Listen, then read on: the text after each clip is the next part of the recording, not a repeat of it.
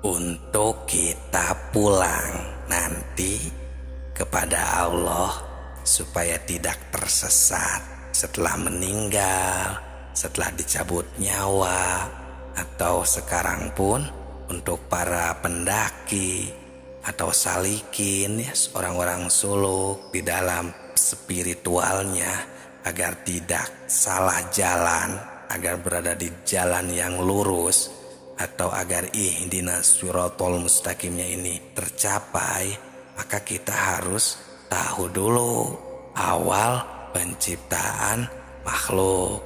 Nah, ini kami akan menerangkan di dalam kitab Sirrul Asror, karena sebenarnya ini akan menyangkut rahasia ketuhanan.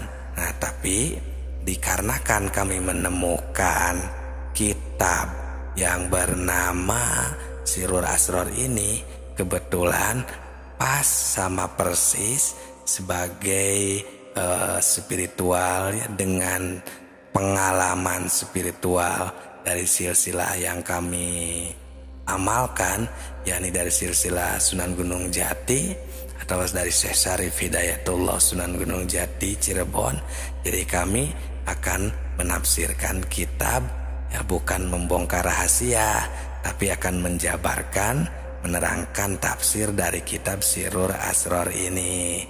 Assalamualaikum warahmatullahi wabarakatuh. Hamdan wa syukron lillah, nahmadu wa nasta'inu wa nastaghfiruh. Assalatu wassalamu ala rasulillah alladzi la nabiyya ba'da. Amma ba'du, sahabatku, sahabat tilawah semesta yang kami hormati, terima kasih sudah meluangkan waktunya di channel yang sederhana ini. Dan terima kasih juga kami ucapkan terlebih dahulu kepada yang sudah like, berkomentar, dan subscribe-nya. Semoga berkah selalu. Dan yang belum subscribe silakan. Terima kasih.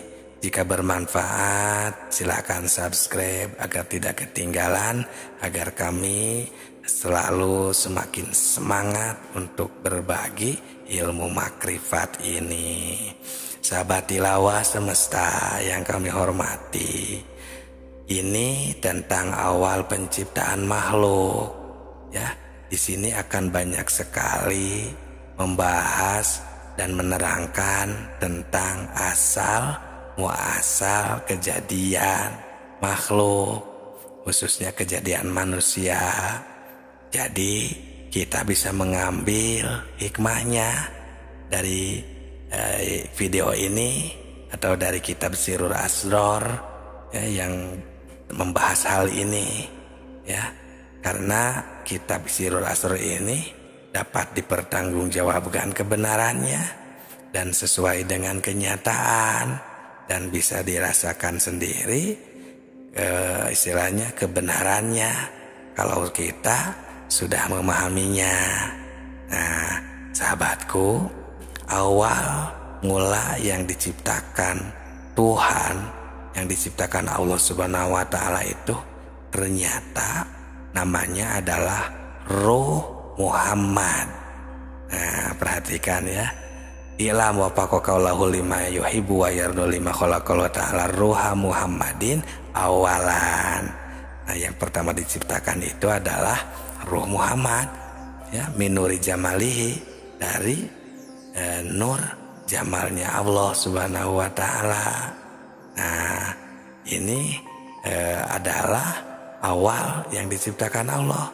Kemudian awaluma khalaqallahu ruh, wa awaluma khalaqallahu nur, wa awaluma khalaqallahu al-kalam, wa awaluma khalaqallahu al-aqlu.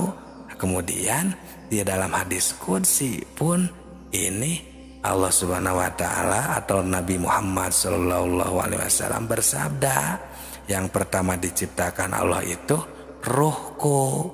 Awal mula yang diciptakan Allah itu cahayaku. Awal mula yang diciptakan Allah itu kalam. Nah, kok ini ada 3? Awal mula yang diciptakan ini yang mana?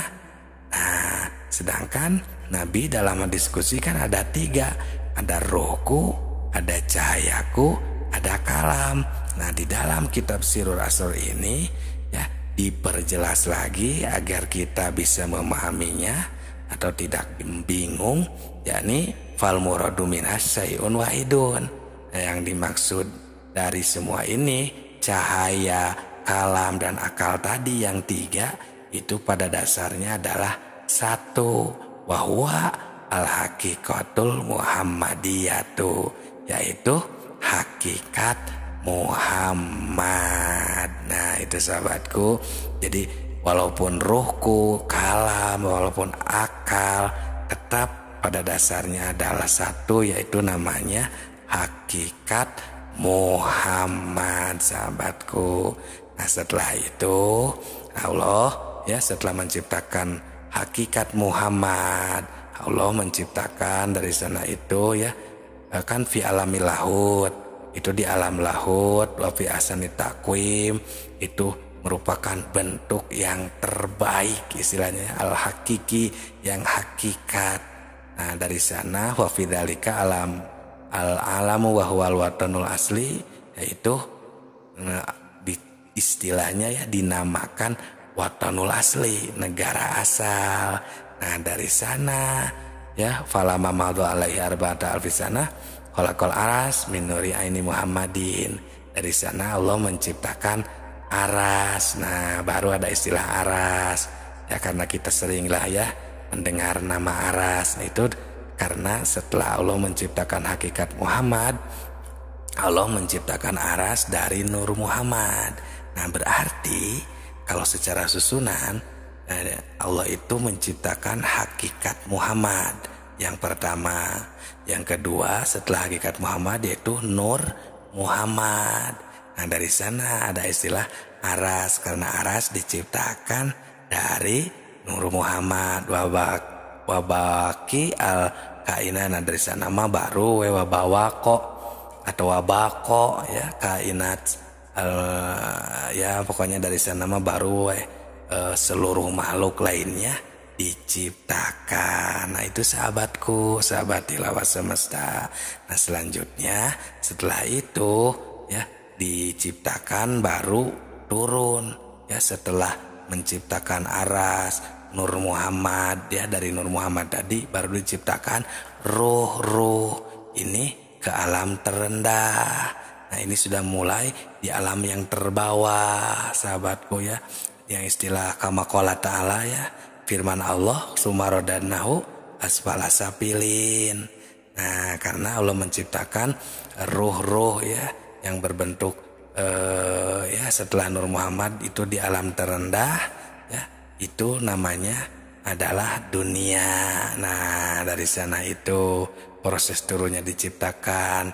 Jadi kalau diistilahkan alam itu dari atas itu yaitu zat Allah ya, terus alam lahut, alam malakut, terus alam mulki. Nah, itu ya 4 semuanya. Kalau istilah Muhammad yang pertama diciptakan itu adalah Allah. Ya, bukan yang pertama diciptakan, yang menciptakan itu Allah yang paling tinggi. Terus kemudian yang kedua hakikat Muhammad yang tadi, kemudian Nur Muhammad, kemudian Muhammad jasad. Nah, jadi 4 kan semuanya.